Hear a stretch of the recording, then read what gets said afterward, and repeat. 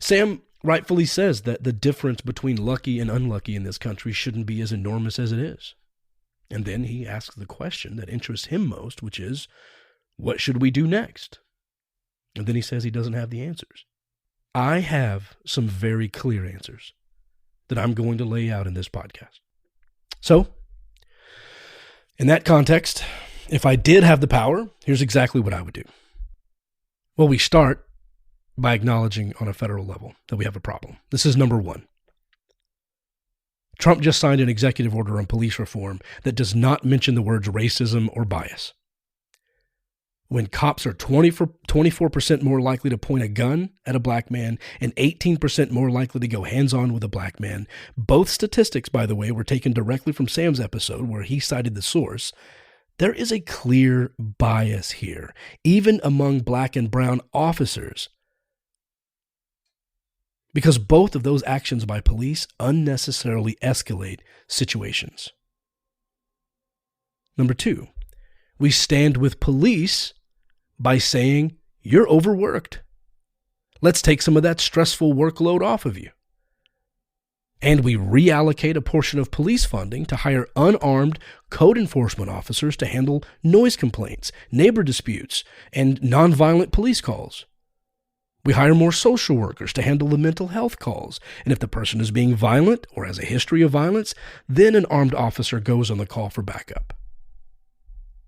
Number three, we develop accredited federal training requirements for police with input from civilians. No, I'm not saying to let Karen train the cops. But if we can do focus groups on the logo for the Kardashians, we can certainly have citizen input on how it feels to be held at gunpoint for no apparent reason. I'd like to be a part of that one. Why not pay people who we've wrongly convicted to consult on investigation tactics? And if you're rolling your eyes saying those people have no police training or experience, exactly. That's why we're here. We've been letting bad habits run the show for way too long and train other officers to be even worse. And it's time to gut the system. We institute a mandatory 52-week police academy that includes no militarized training, but rather conflict resolution, racial bias, diversity, and MMA-style hand-to-hand combat such as Brazilian Jiu-Jitsu. The training should also include community building, basic psychology, Socratic-style de-escalation. The point is we don't want killing machines policing us. We want mentally stable community members we can trust. Number five, we create a mandate that all police-involved shootings are investigated at the federal level. No more buddies sticking up for buddies with internal affairs. Number six, we put a federal mandate on all reporting of police behavior and complaints in a national database. Trump's current plan is to just offer incentives for reporting. That's not enough. We should make it a crime for police not to report complaints. Number seven, we listen to the defund police movement. The reasonable people on that side are not actually looking to completely abolish all cops forever. Have them as part of the discussion on how to better allocate funds.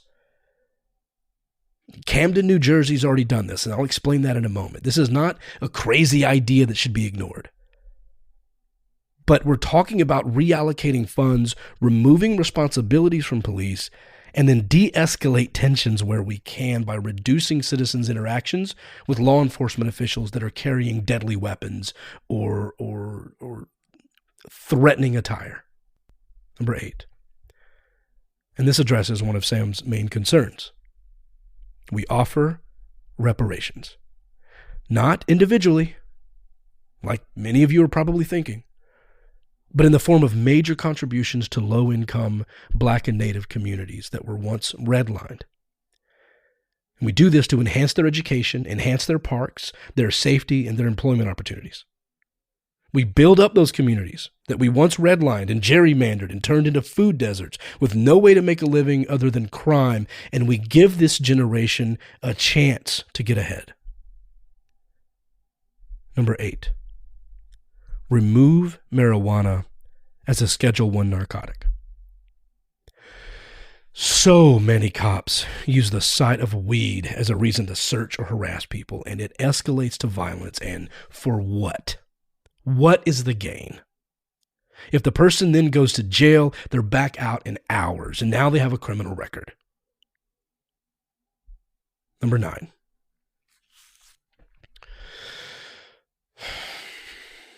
We invest in mandatory drug rehabilitation programs instead of jail. I can't tell you how many times I have been astonished and disgusted at someone being arrested for opiates or meth or weed, and I don't even consider weed part of the problem. Let's just stick with opiates and meth. They get arrested. Clearly, they are wrecking their life to get this drug, and we go throw them in a metal box?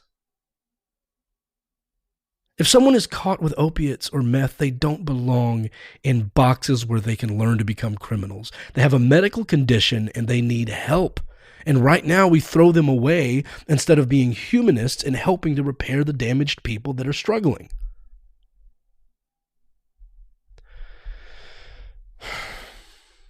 Then we make it easier for felons to get jobs. Limiting their resources forces them back into committing crimes, which is why the U.S. Department of Justice shows that our state prisons have an 83% recidivism rate. 83% recidivism. And that's up from 77% when I first wrote about this topic in 2006. That means right now, 5 out of every 6 inmates who are released from state prison get arrested within 9 years of their release. We just keep limiting their opportunities and then pretend to have no idea why people commit crimes and can't get their lives together. I believe this is number 12. We got to end privatized prisons. It is one of the greatest crimes against humanity to make imprisonment a for-profit corporation. It's beyond disturbing. And number 13, and yes, I put it here on purpose, abolish slavery. For real this time. The 13th Amendment states that slavery is abolished unless one is convicted of a crime, and you can use slavery as a punishment, thereby making it legal to enslave a convicted felon. And when you couple that with privatized prisons, you get a massively corrupt organization of crooked judges shuffling free labor to private corporations called prisons who use their profits to make sure those crooked judges stay in power thanks to a lack of campaign finance reform. So, those are my immediate 13 actions that hopefully answer Sam's question of what to do next.